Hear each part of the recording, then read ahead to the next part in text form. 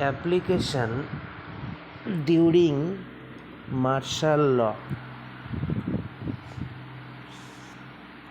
Their application can be restricted while martial law is in force in any area.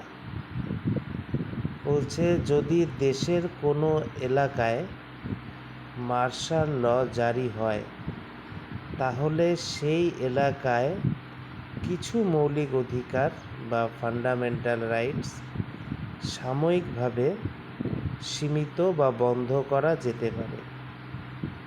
ধরুন কোনো এলাকায় খুব বড় দাঙ্গা বা চরম অশান্তি হয়েছে, তখন সেনাবাহিনীকে পরিস্থিতি নিয়ন্ত্রণের জন্য বিশেষ ক্ষমতা দেওয়া হলো মার্শাল ল।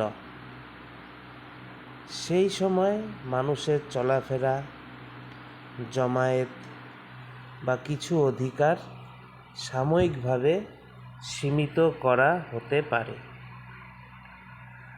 আর এনফোর্সিবিলিটি কি? Most of the fundamental rights are directly enforceable, self executory.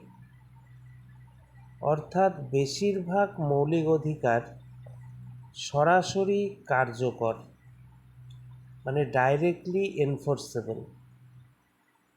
অর্থাৎ অধিকার লঙ্ঘিত হলে আলাদা কোনো আইন ছাড়াই আদালতে যাওয়া যায়।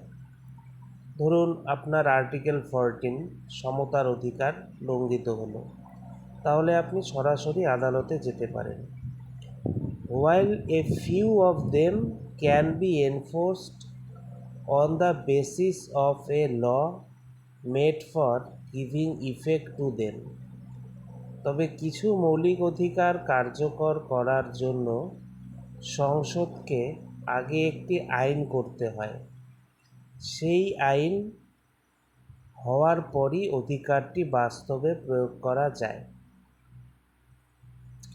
ধরুন আর্টিকেল 17, সেখানে অস্পৃশ্যতা নিষিদ্ধ করা হয়েছে, কিন্তু এই নিষেধাজ্ঞা কার্যকর করতে সংসদ protection of civil rights act 1955 প্রণয়ন করেছে। It is to be noted that such a law can be made only by the Parliament and not by state legislatures. এই ধরনের আইন শুধুমাত্র সংসদ বা পার্লামেন্ট করতে পারে, কোনো রাজ্য বিধানসভা বা স্টেট লেজিসলেচার এই আইন করতে পারে না। To maintain uniformity through out the country. এর কারণ হলো সারা দেশে একই নিয়ম বা ইউনিফর্মিটি বজায় রাখা, যাতে এক রাজ্যে একরকম আর অন্য রাজ্যে অন্যরকম আইন না হয়। এবার আর্টিকেল 35 কি? আর্টিকেল 35 অনুযায়ী কোনো কিছু নির্দিষ্ট মৌলিক অধিকার কার্যকর করার জন্য প্রয়োজনীয় আইন শুধুমাত্র ভারতীয় সংসদই প্রণয়ন করতে পারে, রাজ্য বিধানসভা নয়। এটাই হচ্ছে আর্টিকেল 35। তাহলে আমাদের মনে রাখতে হবে মার্শাল ল, যে কিছু মৌলিক অধিকার সাময়িকভাবে সীমিত হতে পারে যদি মার্শাল ল হয়। এনফোর্সিবিলিটি কি? অধিকাংশ মৌলিক অধিকার সরাসরি আদালতে বলবৎ করা যায়। আর্টিকেল 35 কি?